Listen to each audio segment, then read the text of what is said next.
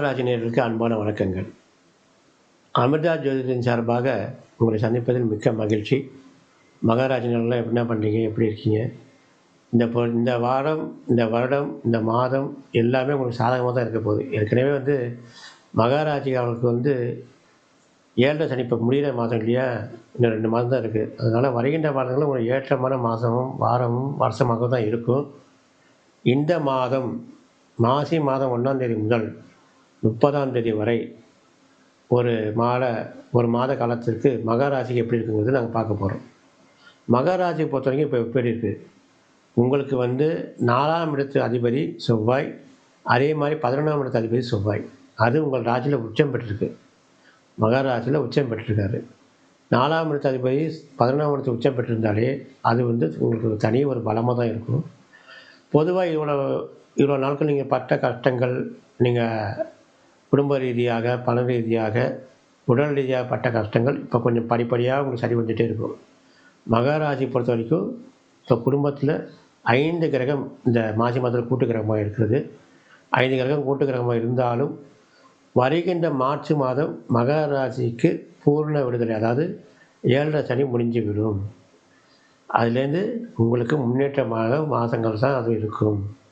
மகர ராசிக்காரர்கள் அனைவரும், அனைத்து அன்பர்களும், மகர ராசி இருக்கிறவர்கள் ஆண்கள், பெண்கள், வயதானவர்கள், கொஞ்சம் யாராக இருந்தாலும் இந்த 7 சனி முடிஞ்ச உடனே சனி பயிற்சி எப்போ ஆறுதோ அதுலேருந்து உங்களுக்கு எப்போ டைம் கிடைக்குதோ, ஒரு 6 மாதம் கழிச்சோ, ஒரு வருஷம் கழிச்சோ, எப்போ டைம் கிடைச்சோன்னா அப்போ போய் திருநள்ளாறு ஒரு வாட்டி போய் எண்ணெய் ஸ்நானம் பண்ணிட்டு இந்த எள்ளு துணி நீங்கள் குளிச்சுட்டு அதை தண்ணியில் விட்டுட்டு இந்த பிள்ளையாருக்கு ஒரு சதுரங்க போட்டு வாங்க. அது அவசியம் நீங்கள் செய்யணும். காரணம் எப்படின்னா, உங்களுக்கு 7 சனி முடிஞ்சே போகிறது.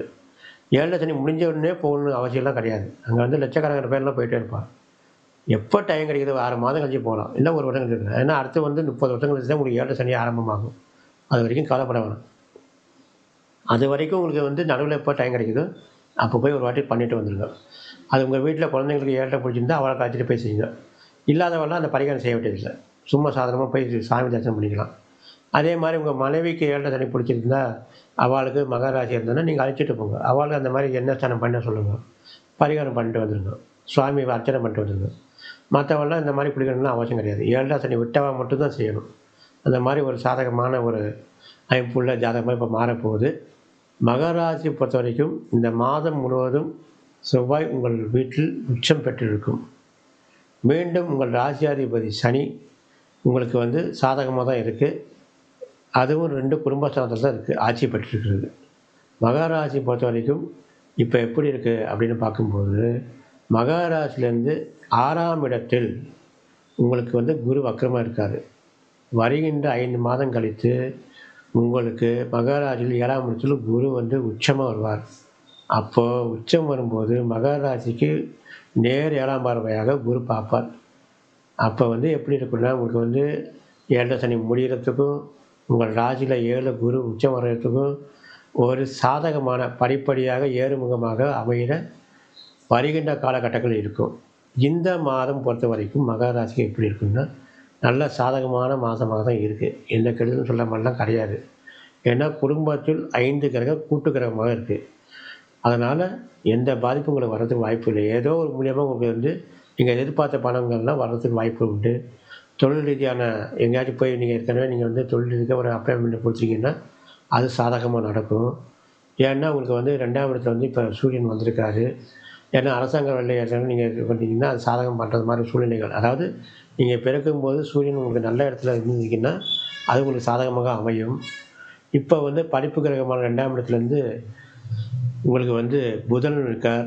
அதனால் படிப்பு தாமதப்பட்டாலும் நீங்கள் எதிர்பார்க்குற மார்க்கெல்லாம் வர்றதுக்கு ஒரு சூழ்நிலை மாதமாக தான் இது இருக்கும். படிப்பும் நல்லாயிருக்கும். குடும்ப ரீதியான ஒற்றுமைகள் நல்லாயிருக்கும். ஏன்னா ஒரு 5 கிரகம் கூட்டு கிரகமாக இருக்கு இல்லையா, அது ஒரு பெரிய பலம் தான். அதனால் குடும்ப ரீதியான ஒற்றுமைகள் நல்லாயிருக்கும். சில பிரச்சனைகள், பெரிய பிரச்சனைகள் எல்லாம் போயிடுச்சு. கடந்த 7 வருடமாக கிழமைங்க மகர ராசிகளுக்கு எல்லா பிரச்சனையும் போயிடுச்சு. இதெல்லாம் இனிமேல் நீங்கள் எந்த பிரச்சனை வந்தாலும் அது ரொம்ப சாதகமாக நீங்கள் எடுத்துவீங்க. ஏன்னா அந்தளவுக்கு நீங்கள் பார்த்தாச்சு. மகர ராசி பொறுத்த வரைக்கும் எவ்வளோ பிரச்சனை நீங்கள் இதெல்லாம் நீங்கள் பார்த்துட்டு இப்போ வந்திருக்கீங்க. உங்களுக்கு முடியல தரையணும். இப்போ 7 சனின்னு இன்னும் 2 மாதம் தான் உங்களுக்கு 7 சனி முடிய போகுது. இது வரைக்கும் நீங்கள் சந்திக்காத பிரச்சனைகள் கிடையாது, பண்ணாத செலவுகள் கிடையாது. படாத மன கஷ்டங்கள் கிடையாது. அந்த மாதிரி சூழ்நிலை இப்போ தாண்டி தான் இப்போ வந்துட்டே இருக்கீங்க. இனிமேல் எவ்வளோ பிரச்சனைகள் நீங்கள் வந்தாலும் நீங்கள் அதை ஈஸியாக பார்ப்பீங்க. ஏன்னா அந்த அளவுக்கு அடிபட்டு வந்திருப்பீங்க. 7 சனி நடக்கும்போது ஒரு ஆள் எந்த ஒரு ராசிக்காரங்களும் அந்த அளவுக்கு அடிபட்டு வருவாங்க. அந்த மாதிரி அடிபட்டு வந்த ஜாதகர்கள் மகர ராசி. அதுலேருந்து இப்போ உங்களுக்கு வந்து தெளிவான எதுலேயும் இப்போ தெளிவாக இருப்பீங்க.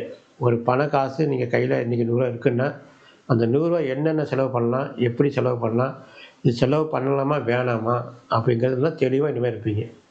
காரணம் அந்த அளவுக்கு சனி உங்களுக்கு வந்து நல்லா வந்து நல்ல படிப்பினை கொடுத்துருப்பாரு. என்ற 7 வருட காலம் உங்களுக்கு வந்து என்ன படிப்பினை கொடுக்கணுமோ, என்னென்ன அனுபவத்தை கொடுக்கணுமோ அதெல்லாம் கரெக்டாக கொடுத்துருப்பாரு. அதனால் இனிமேல் வந்து நீங்கள் 4 பேருக்கு புத்தி சொல்லுவீங்க. அந்த மாதிரி சூழ்நிலை தான் உங்கள் மகராசிக்கு இனிமேல் வருகின்ற காலங்களில் இருக்கும். இந்த மாதம் பொறுத்தவரைக்கும் செவ்வாய் உச்சம் பெற்றிருக்கு. பூமி சம்மந்த பிரச்சனைகள் ஏதாச்சும் இருந்தால் நீங்கள் பேசுங்க. புதுசாக இடம் வாங்க போகிறதா இருந்தால், இல்லை உங்கள் பூமி நில பூஜை போகிற மாதிரி இருந்தாலும், இல்லை வீடு நின்று பாதியில் இருக்குன்னு இப்போ அடுத்த மாதிரி ஒரு ஸ்டெப்பெல்லாம் எடுத்தால் அது உங்களுக்கு சாதகமாக தான் இருக்கும்.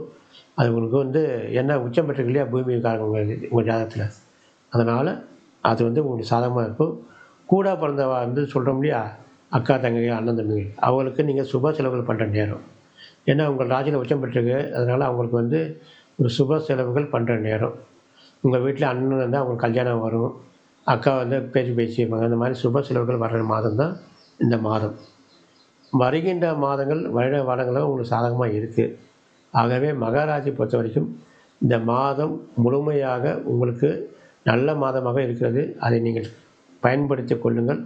வருகின்ற வாரங்களில் உங்களுக்கு வந்து இந்த கிரக நிலைகள் மாறும்போது எப்படி இருக்கும் அப்படின்லாம் பார்ப்போம். அதுவரை உங்களிடமிருந்து நன்றி பெறுகிறோம். நன்றி, வணக்கம்.